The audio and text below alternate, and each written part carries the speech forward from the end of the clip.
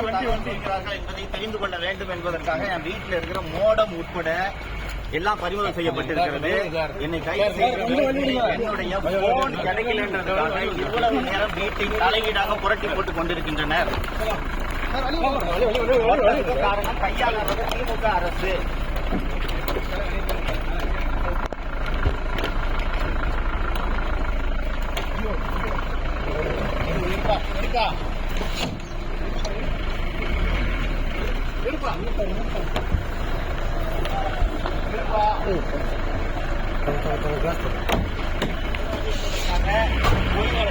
கைது செய்திருக்கிறார்கள். நீதிமன்றங்களின் மீது எனக்கு நம்பிக்கை இருக்கிறது. ஜிபேல எங்க எம்ப்ளாய்க்கு 90,000 ரூபாய் பணம் அனுப்பிச்சிருக்கான். அதை நான் மிரட்டி வாங்க சொன்னதான் இந்த வழக்கு பதிவு செய்யப்பட்டிருக்கிறது. என்ன சார் பத்திரிகையாளர் செல்போன்லாம் கொடுக்குறீங்க?